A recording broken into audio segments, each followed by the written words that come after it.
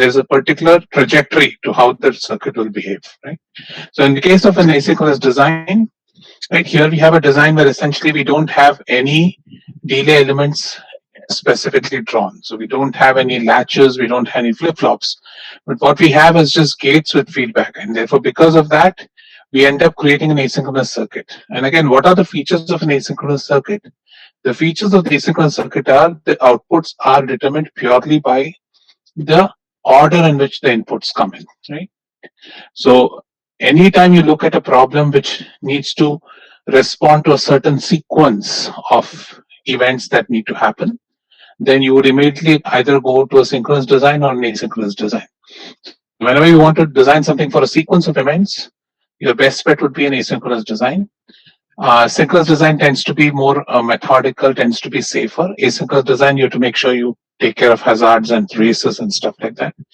But in general, when events are required, you go down a sequential path. So again here, once we have a circuit on, this is a pure combinatorial circuit, right? So the first thing we need to do is identify what are all the feedback paths in the circuit. So we see that there are two feedback paths in the circuit. There is one, which is the capital Y1, and there is two, which is a capital Y2, right? And when the circuit is in its stable state, then whatever is the output and the input, these two just stabilize so that the same Boolean value exists at capital Y, and that's the same Boolean value exists at small y, right? So when you have a condition when all these different Boolean values have settled down to one particular Boolean value and there's no fluctuation in any Boolean value, then we call that as a stable state of the circuit. So again, first thing, identify what the excitation variables are, what the secondary variables are. So that really depends on how many feedback paths you can identify. Once those are identified, then go ahead and write the Boolean expressions for the excitation variables. So again, capital letters are known as the excitation variables, right? And so now that you have a Boolean expression, you can express this in terms of K-map. So you write the K-map for capital Y1, capital Y2. We know that our state is made up of a combination of Y1, Y2. So you combine the two maps, and what you get here is the flow table or the state table of the circuit. Again, here now, we will see that along Y1, Y2, 0, 0, if we see the same state repeat itself, then we know that it is going to be stable in that state. So we identify what the stable states of the system are. So what does this mean? This means that when x is equal to 0, and if the circuit was in state 0, 0, then it will continue to remain in state 0, 0, right? So this state is said to be a stable state of the circuit. Similarly, when y1, y2 0, 1 and x is equal to 1, y1, y2 continue to remain in 0, 1. So we identify 4 states of the circuit, right, in this particular example.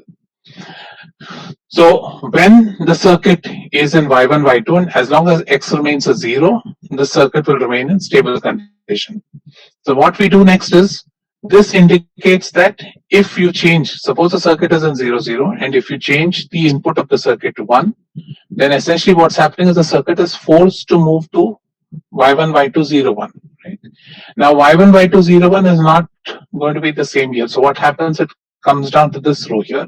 As long as x remains 1, right, then 0, 1 is a stable state of the circuit. So what you see is that if you were to now think about an equivalent state table, you would say that, so we can now think of this as a state table. So I can define my current state, say y1, y2, right? And my next state depends on what my input is. So my next state is when x is equal to 0 and when x is equal to 1, what are my y1, y2, right? So I can write an equivalent state table similar to what we did in sequential. So if the current state is 0, 0, if my input continues to remain as 0, then I know that 0, 0, 0 is a stable state of the circuit. So I can write this as, when it is this, it remains in 0, 0. Now when I flip, if it is in 0, 0 and I flip the input from 0 to 1, then I know that the circuit transitions to 0, 1, and 0, 1 is a stable state of the circuit. So I know that this essentially means that Now, if the circuit is in 0, 1, what can you say about the state when x is equal to 0 and x equal to 1? So when it is in 0, 1, we know that when x is equal to 1, it is in its stable state, right? However, when x goes from 1 to 0, so when it is in 0, 1, as long as x stays at 1, it remains at 0, 1. However, at 0, 1, if x changes from 1 to 0, then I push the circuit from 0, 1 state to 1, 1 state. So I come down to this next row and 1, 1 is stable. So essentially what happens is that I can think about when, if my current state of the circuit is in 0, 1, when I when I keep x is equal to 1, it stays at 0, 1. And when I make x is equal to 0, it transitions to 1, 1. Now you can ask, can the state ever be in 0, 1, 0? Is the state valid? Is the state 0, 1, 0 valid? It's not valid, right? Because 0, 1, 0 is not a stable state. When y1, y2 are 0, 0, 1 and x is equal to 0, the circuit is being pushed into the 1, 1 state. Right? So you are never going to have a condition which is going to be 0, 1, 0.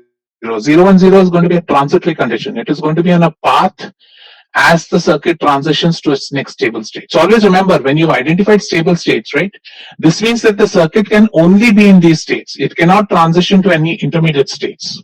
It will transition through these intermediate states, but eventually it will have to rest at one of these stable states. Or we'll see race conditions today, where it will toggle between two stable states of the circuit. So what you see here is when the current state is 0, 1, right? If x is equal to 1, it continues to remain in the 0, 1 state. But if I switch my x as 0, right? So the other way to think about it is you can also write this as the total state of the circuit. So the total state of the circuit is 0 here, the total state of the circuit is 1. But that means that my total state is 0, 0, 0, right? So if you're so normally we write the state as just 0, 1, but if you want to be extra careful, if you want to define it as a total state of the circuit, then you can say that the total state of the circuit is 0, 0, 0. Now similarly, if mine is 1, 0, what can you say about 1, 0? Now if it is 1, 0, 1, 0 is stable only when x is equal to 1. So when x is equal to 1, 1, 0 will continue to remain in 1, 0. But when x goes to 0, then in that case, this transitions to 0, 0. So the flow table says that this goes to 0, 0, and it stays in 1, 0 if x is equal to 1. And finally, I have the 1, 1 state. And for the 1, 1 state, I know that it remains in 1, 1 as long as x is equal to 0. And if x goes to 1 in that, then it goes to 1, 0. So my flow table for my state table, my state table for the circuit is going to be, it's going to remain in 1, 1 if x is equal to 0, and it's going to go to 1, 0. Right. So if I were to find the state, so this is known as the flow diagram, right? This is known as the state table. So this is very similar to what we do in our sequential circuits, right? So now you can also think about drawing an equivalent state diagram, and there you can either identify the states as y1, y2, and then you can draw the state diagram. But generally in asynchronous circuits, we don't worry about state diagrams. We draw the flow tables and the excitation. So we do this and we do the state table. Okay. So again, key point you want to remember whenever you analyze asynchronous circuits is the fact that there are only limited states which are stable, and the stable states are identified in this simple case when we don't have any delay components. When all our components are just pure gates, be easily identified as the case when my input output paths are to be equal. So there are few stable states of the system. Right? So if I want to think about an algorithm, right, how to analyze a circuit. So how would I do? First thing, whenever you get a circuit like this, first thing you want to do is identify all the feedback paths. So identify all the feedback loops in the circuit. Right? Because these will tell you how many excitation variables are there and how many secondary variables are there, right? So once you identify, then designate a particular Y for each of the feedback loop.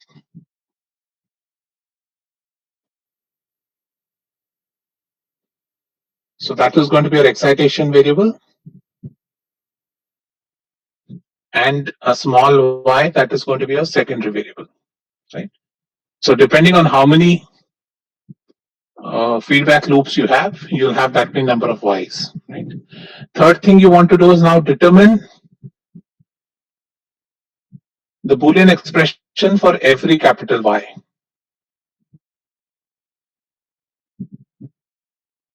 Every Y as a function of xi and yi, right? So the Boolean expression for any given Y can, in the most generic case, have all the x's and all the y's present in its Boolean function. Right? Once you have the Boolean function ready, then plot the K-map for every Y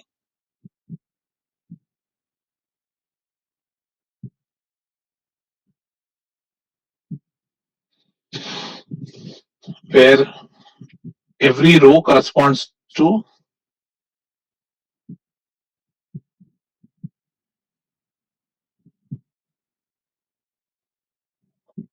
a value of corresponds to y1, y2. Right? Now, in this case, I'm doing it a two variable. When you had three variables, you have to make it bigger. But again, in this class, I will not make asynchronous because it's like slightly difficult concepts. We are going to stick to two variable feedback loops for most part. Okay. Once you do that, combine all these individual K maps into one K map.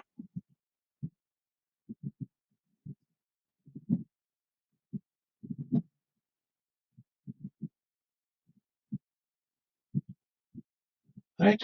And once you have that, then look at every row and identify what the stable states of the system is, right? So once you've done that, identify the stable states and circle them.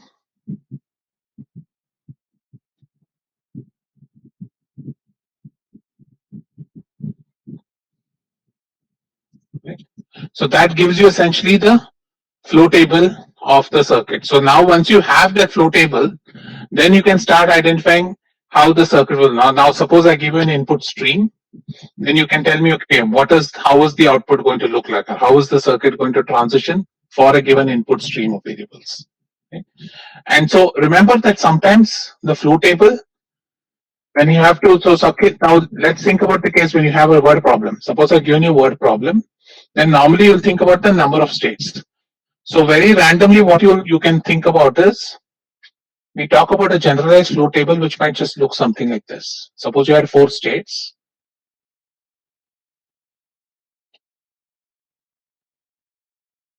And this is going to be your state, that's going to be your x, say 0 and 1, right? So I can define, so if I do something like this,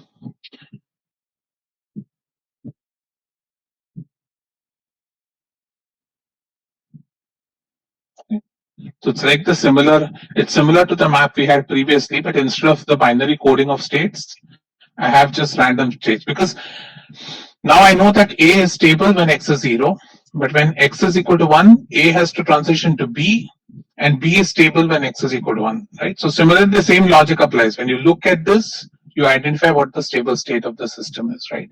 So this is how you would, suppose you have a word problem, this is how you'll first get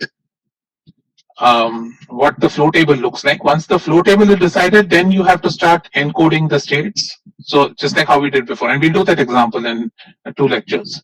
So I will take a word problem, and from there I'll go back and see how can I design a circuit given that particular word problem. So there again, your challenge is going to be first to construct the flow table based on what is given in the word problem, and then convert that to a circuit level, right?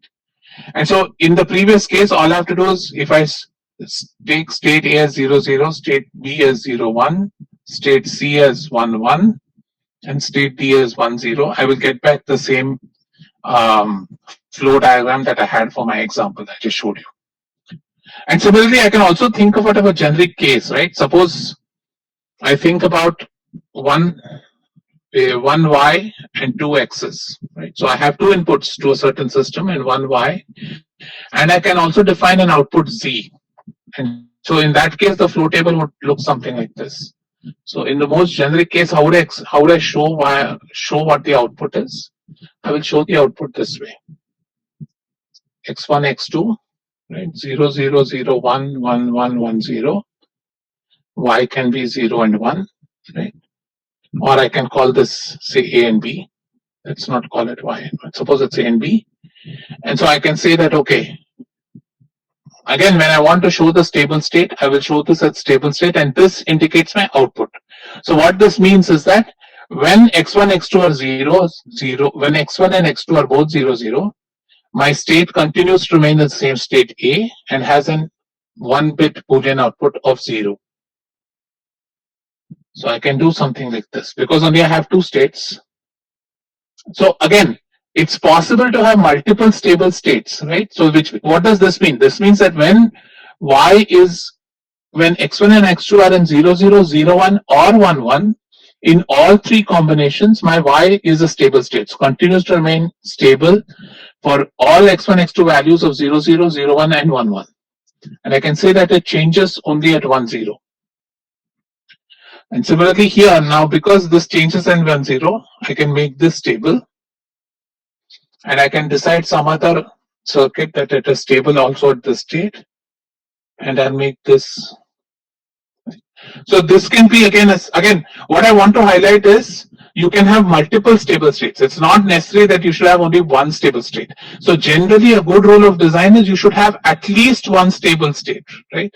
If you want your output to be ABCD, you should ensure that there is at least one stable state in your system. That's a good design. Otherwise, you're going to have race conditions, you're going to have oscillatory behavior and stuff like that. So generally you want to ensure, so the more the number of stable states you have, the better the circuit is. Like in this case, if you think about it, because a lot of inputs are pointing to the same stable state, this is a good circuit design. On the other hand, suppose I just had one stable and three of them were moving to B, I would say that, okay, maybe that's not a good design. I need to think about a better design. Right? So generally the more the stable states you have, the better your circuit would be. Okay. So let's now talk about an important point, which are race conditions. Okay. So what are race conditions? So before that, as I told you, we did some assumptions here. If you go back to my class, if you go back to last class's notes, I said one thing, that only one input changes at a time, right?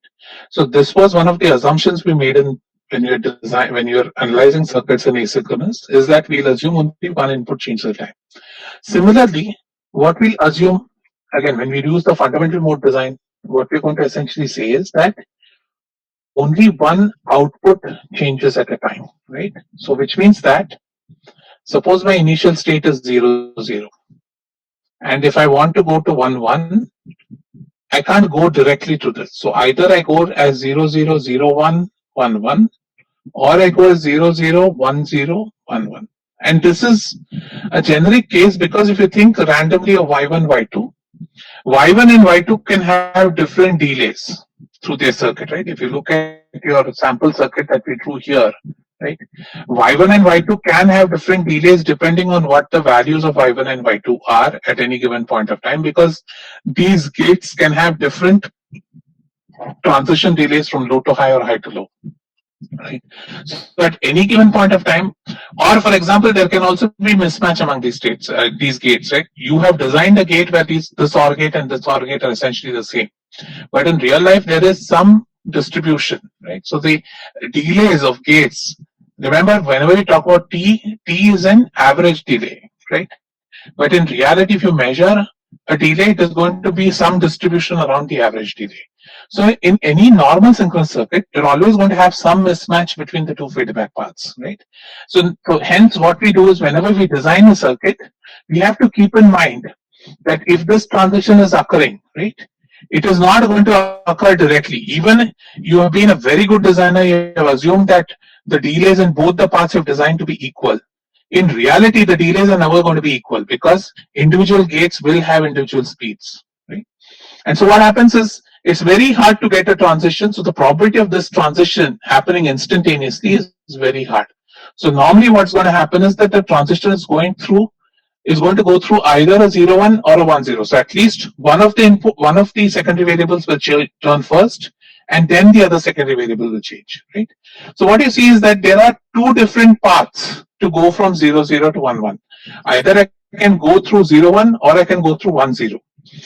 And what you have to ensure is when this circuit transitions through both these paths, eventually it should get to this. If you care about this transition, then eventually you want to ensure that independent of whether it goes through 0, 1 or 1, 0, my final state should be the same, right? So I want to ensure that this final state that my circuit eventually reaches is independent of the path taken by the circuit, right? And so that is a very important design requirement. So again, let's read, right? So you want the final state to be independent of the path taken, right? So if we find that the final state independent of the path taken, this is known as a non-critical race. So this is something we don't care about. As long as this holds true, then this is a non-critical race. I don't need to worry about it. However, if I find a condition where such a race exists, then it's called a critical race. And it's important to identify these race conditions because you have to understand very carefully what this will happen, and you have to avoid race conditions if possible, right? And how do you avoid race conditions? Again, we'll discuss that when we do design. You have to pick your states suitably. So coding the states becomes even more critical when you're doing asynchronous design, because depending on how you code it, either you use binary or if you use gray code, one hot, whatever you have, right? How you code the states becomes very important because certain coding might end up causing critical races. So it's incumbent on the designer to ensure that you choose the right coding when you are designing states, especially in asynchronous design. So again, remember, critical races must be avoided at all costs. Right. So let's take one example. Right. Let's assume that I have some state transition table which looks like this. So I have two outputs. I have two secondary variables, and I have one input.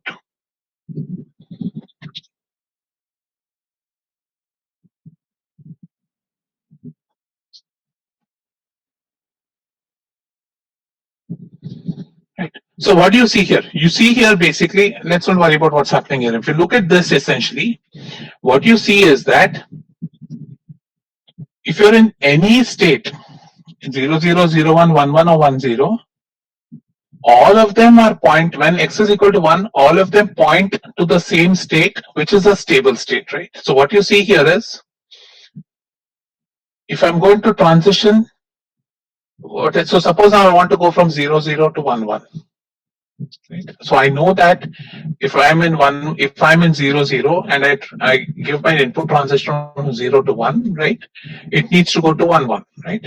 And 1, 1 will push it here. I know 1, 1 is stable. So how do I get there? So in reality, we know that I need to take it from stable state 0, 0 to stable state 1, 1.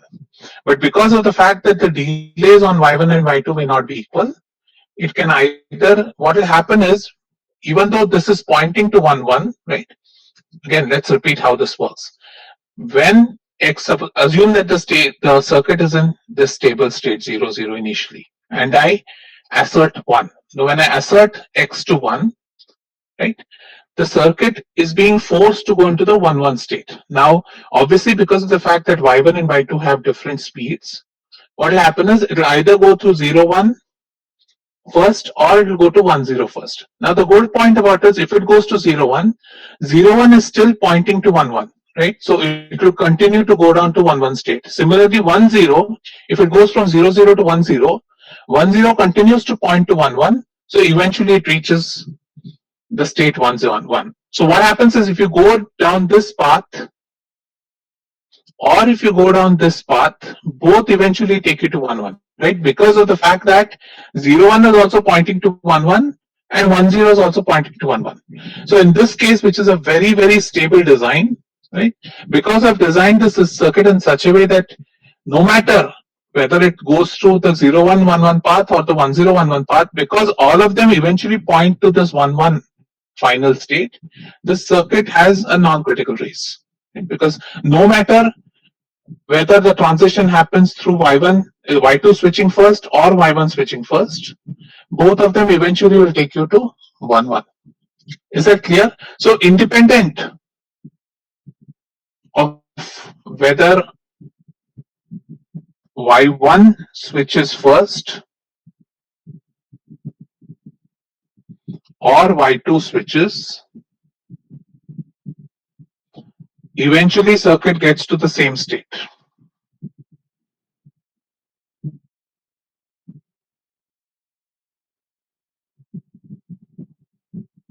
Right?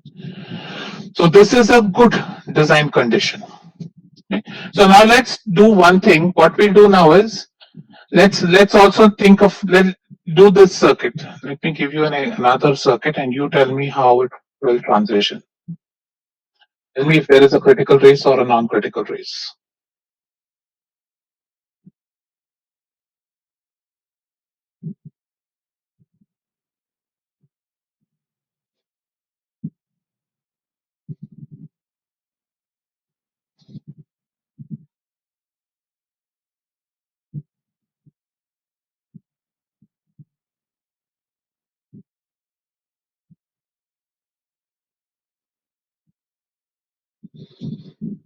So here, can you tell me if this diagram has a race, non-critical race or a critical race? I don't have my second computer, so you'll have to speak up once you get the answer.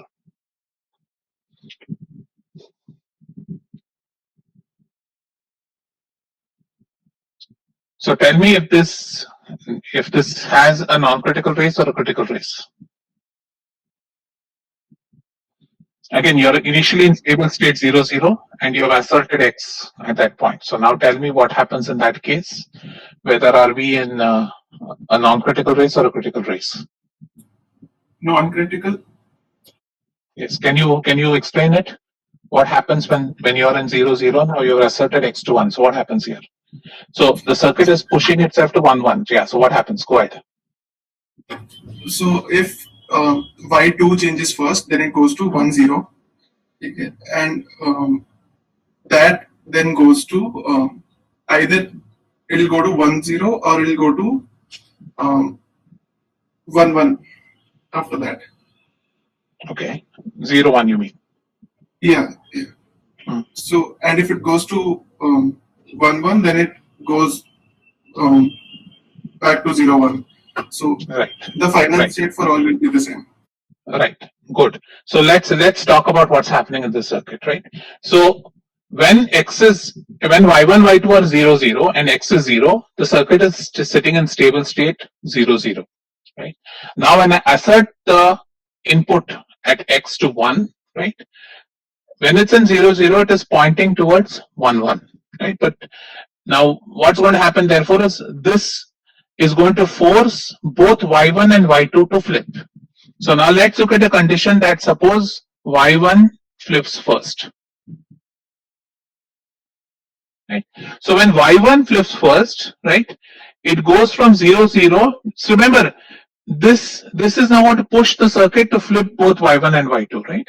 So initially if it goes to 1, 0 here, 1, 0 is pushing it towards 1, 1. So what happens is it goes to 1, 0, right? And then it flips Y2, so it goes to 1, 1. Now 1, 1 pushes it back to 0, 1. So what happens is it goes 0, 0. From there it goes to 1, 0. From there it goes to 1, 1. Right? 1, 1 is pushing it into 0, 1. And 0, 1 is the stable state. Right? So when Y1 flips first, this whole circuit transitions through the other two intermediate states to eventually get to the stable state 0, 1. Right? On the other hand, if Y2 flips first, what happens when Y2 flips first? It goes directly into 0, 1 and 0, 1 stays stable, right? And so once So what you see is here now the two paths are not equal length. Right? So depending on if y1 flips first, it goes through multiple transitions and eventually gets to the stable state. In the other case, when y2 flips first, it directly goes into 0, 1. And why do we have to look at both these? Because when y1, y2 are both 0, 0, it is in stable state and it is pushing. When I initially asserted x is equal to 1, there is a tendency for both y1 and y2 to flip, because according to design, when I go from 0, 0, when I give an input of 1, both my inputs have to go to 1, 1. That is how initial transition will begin. Now, depending, as I said again, depending on which way the secondary variable changes, it can either go through a long transition or through a short transition. But eventually it gets to the same state. So this is therefore a non-critical state, a non-critical race, right? Because now again, you'll tell me, sir, but this one is a longer path. But again, go back to what we had initially started. So this is again an assumption we take whenever we design in this class. So we will say that the time between two changes is going to be much greater than the time taken for the circuit. So we don't care about how long. We will always say that between two changes, the circuit has to eventually get to a stable state. So what we are going to essentially say is that even though in this path it goes through more transitions, this time is of not, I don't care about the difference in the times between these two transitions, because these are anyway negligible to the actual transitions in my input, right? So the assumption is, even though these two paths look different in length, I don't care about them because the timing difference is not important to me. And in the freak incident, if both y1 and y2 change simultaneously, then also it goes to a stable state. It will go from 0, 0 to 1, 1 and eventually go to 0, 1. Sorry, there was a question. Go ahead. Yes, sir. So in the previous example, which you showed, yes, sir. So in this, like we have seen that the circuit is, while asserting, we are getting the stable state, but when we deassert the circuit, then we are not sure about Yeah, because I'm not giving you what this is, right? So we have. So I'm just giving you one example. So what you'll have to do when you design is you'll have to check for each and every transition, right? You'll have to check for each and every transition from the one stable state to the other stable state and see if those transitions are critical or not. So in the tute, I'll give you a problem where I'll give you multiple stable states. So for every from transition from every stable state to every other stable state, you have to test and see if there is a critical race or a non-critical race. Okay, sir. Got it. Yeah. So again, it's a good question. So remember, this we have to do for every transition, right? If you to check that your design doesn't fail, you have to ensure that for every so remember, you would have got something like this, right? So you know that 0, 0 can go to either 0, 0 or 0, 1, right? So you want to ensure that this transition from 0, 1, right? From 0, 0 to 0, 1, there are no critical races here, right? So let's think about it. Suppose I am pushing 0, 0 to 0, 1. Now here what's going to happen is, because I'm pushing the circuit to 0, 1, the probability of this going to this is much higher, right? However, you can also think about it. Suppose now, because there is no push on y1 to change, right? The push is only on y2 to change. So here we can assume that this 0, 0 to 0, 1, the transition is going to happen at y2 and not on y1. Whereas in this case, because this transition is actually pushing transition on both, it's going to end up doing that. Same thing happens here, right? Because this transition, if I'm in the stable state 0, 0 and I assert x, then it is pushing the circuit to change both y1 and y2. So we want to ensure that if either one flips, I don't want it to change. So now let's look at a third case. And you guys tell me how this circuit behaves. Is there a critical race or not?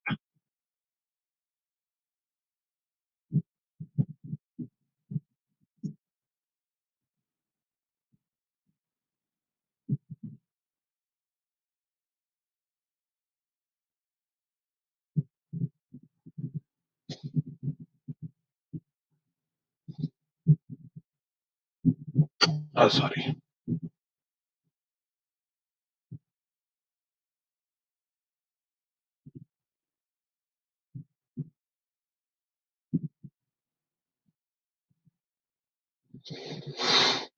1 1.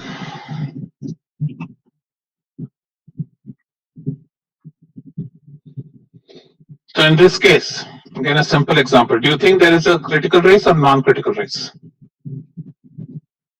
Critical race. It's a critical race, and why is that? If y2 flips, then it goes to 0 1. If y1 flips, then it goes to 1 0, and it stays there. Right, and so that is the problem, right? So here, what's happening is you're trying to. So this is an example of bad design. You're trying to push 0 0 to 1 1. And however, both 0 1 point to 0 1 points to 0 1 and 1 0 points to 1 0.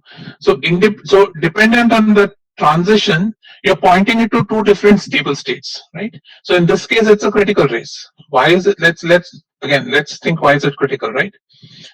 You want 0 0. It is going to, when I assert it, it's going to try to push y1 and y2 to 1 and 1. Now if y2 flips, then it goes into 0 1 and 0 1 stays stable.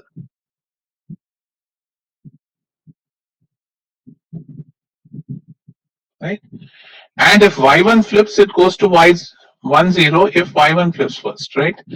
Now, so therefore what's going to happen is that your circuit is basically going to, it's not the right circuit because it has a critical race present here. So which means that you don't really know the transition. So when y1, y2 goes to, when you're in y1, y2 and you assert x, you can't really tell whether the answer is going to be 0 1 or 1 0. Depending on your circuit, depending on the delays in the circuit, it can either be 0 1 or 1 0. So it's not a predictable output, right? So this is a case of bad design. Let's look at the last condition.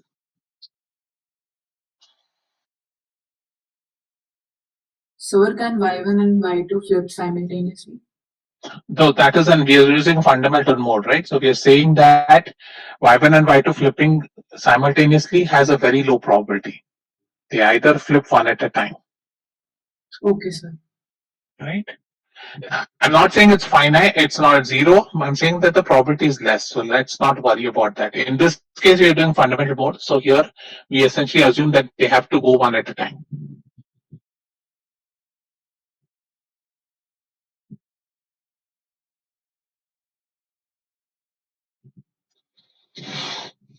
So what can you say about this circuit? Critical, non-critical, race? So critical. So can you walk me through what's happening here?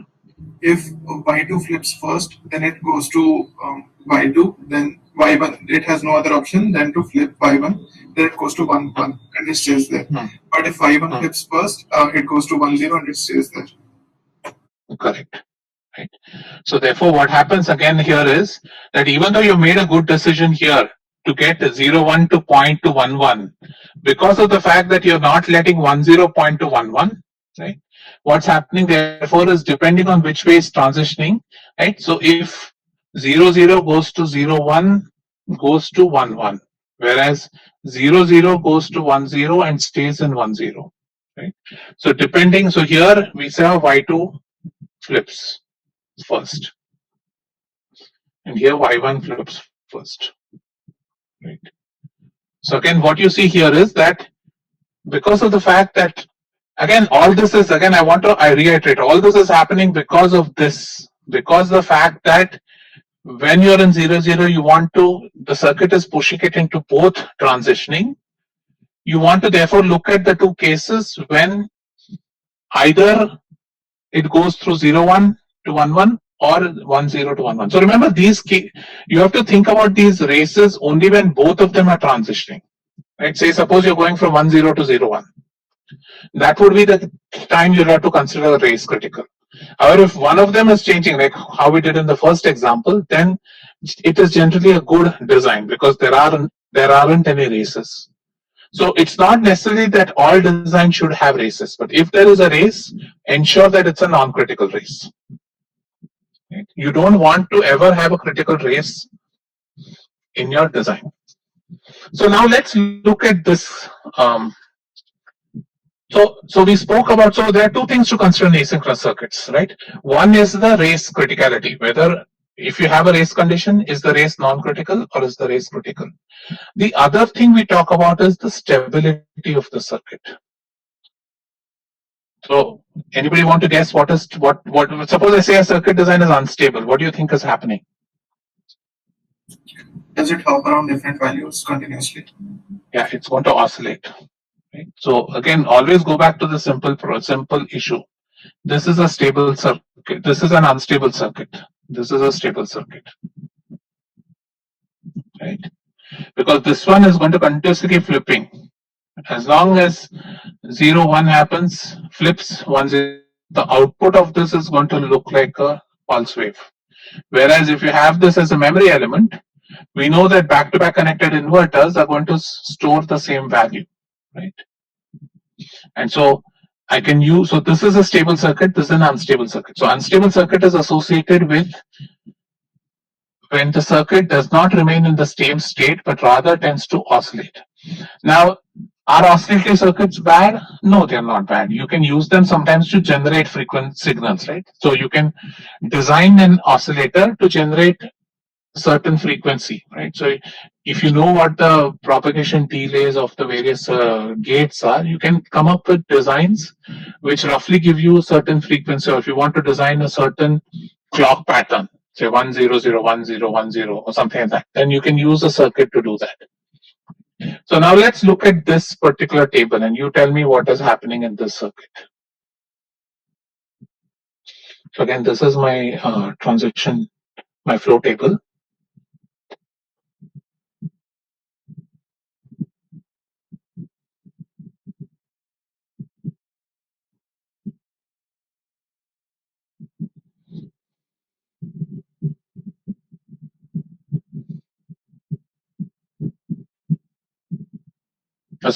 Yeah.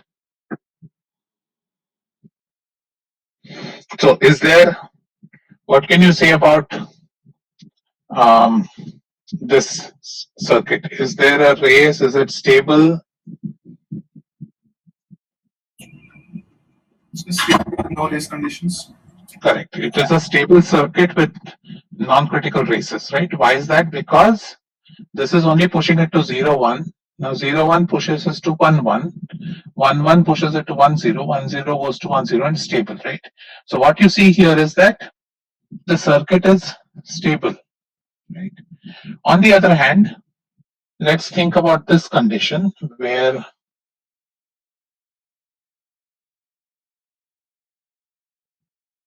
So there are no race conditions in previous example, right? there are no race conditions.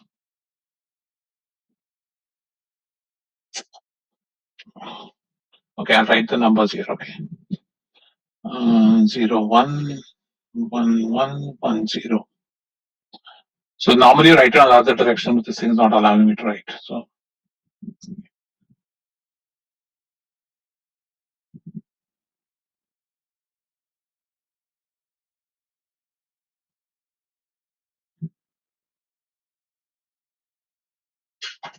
what is happening in this circuit?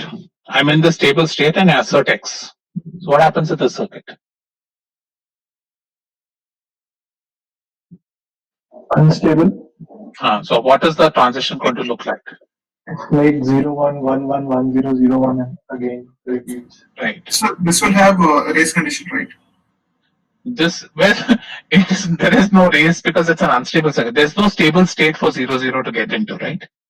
When you talk about race needs a stable state to go into.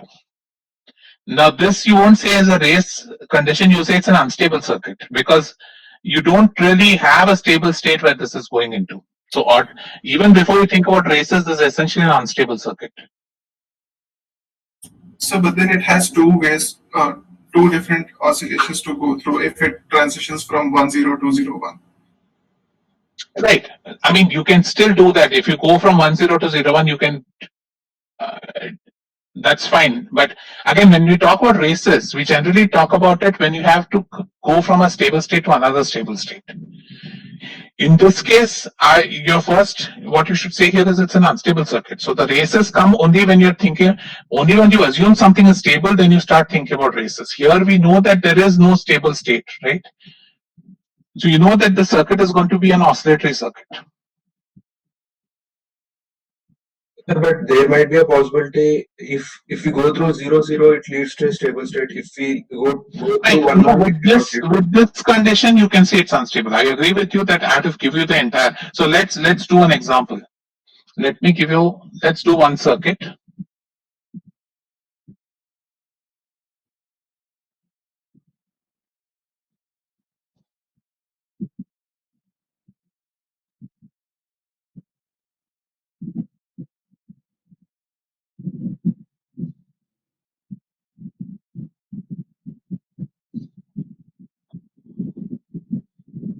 So analyze the circuit and tell me what the circuit will do.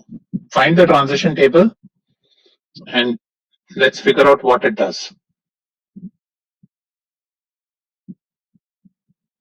So circuit is made up of one AND gate and one AND gate, right? So let's again start. So how many feedback loops do you see? One. One, right? So which means that it has one secondary variable and one excitation variable. So I want to write y in terms of the three inputs. So this is going to be x1 y under the bar, right? And x2 is going to be x2 times this. So y is given by x2 times x1 y under the bar, or it's given by x2 x1 bar plus x2 y bar, right? So let's draw the K-map. So the K-map now, because y, there are only two values of y and two inputs, right?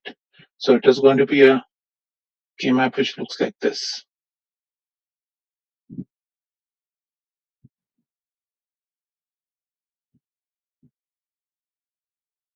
Right.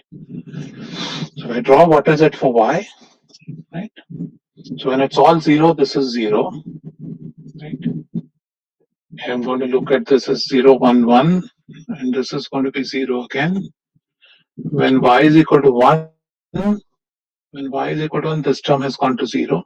So it's only x2, x1 bar. So it's going to be 0, 1, 0, 0, right? So if I think about the stable states, this is my stable state, this is my stable state, and this is my stable state. What do you see here? So for all, so you see that when x1, x2 is 0, 0, you have a stable state. When x1, x2 is 0, 1, you have a stable state, right? When x1, x2 is 1, 0, you have a stable state. What happens when x1, x2 are both 1, 1? A race condition. A race condition, or in other words, what is going to be the value of y? So if I plot the value of what will y look like? Suppose I set up the circuit in the lab and I've given x1 is equal to 1 and x2 is equal to 1. So it will If I ask you what the timing diagram of y is, what will y look like? y equal to y bar, so it will oscillate. So what you essentially see is when x1 and x2 are both 1, 1, it's an unstable circuit, right? So it is doing this. Again, so therefore, what I wanted to point out therefore is when you're designing an asynchronous circuit, right? You either want to set up a condition where you say that x1 and x2 equal to 1 is forbidden, like what we did in SR latches, right? Or we say that we will use this whenever x1, x2 are 1, it becomes an oscillator, right? So for all other states, because every combination of x1, x2 has a stable state, we know we'll get stable states whenever these inputs change. Now, whether they're races or not, that's secondary, right? But what I wanted to point out is that for every input combination of x1 and x2, I have a stable state except for this 1, 1. Right? When my input combination is 1, 1, my circuit essentially becomes unstable, right? And that's because this NAND gate, right? When the NAND gate is when one of the inputs is a 1, it's basically implementing an inverter. So it's a conditional inverter, right? So it depends, because this is an x1 is 1, this happens to be a conditional inverter, and this becomes an inverter, and hence it creates an unstable condition, right?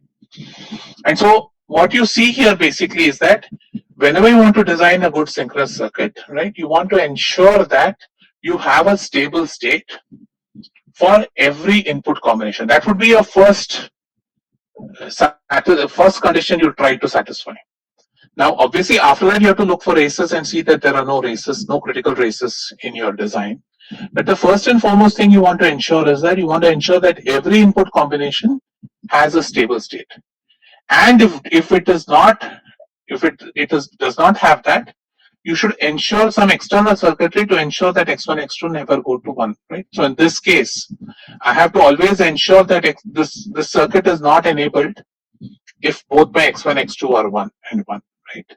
So I have to make sure that I have another checker ensuring that x1, x2 is not 1. Right? If I want the circuit to be stable. At the same time, if I want to generate a square wave generator, I can use this as a square wave generator. It would be too much of a hassle. I can just use an inverter in that case, so I don't need such a big circuit. But sometimes, suppose you want to generate a square wave with different frequencies, then you sometimes use combinatorial gates to get your delays. Right?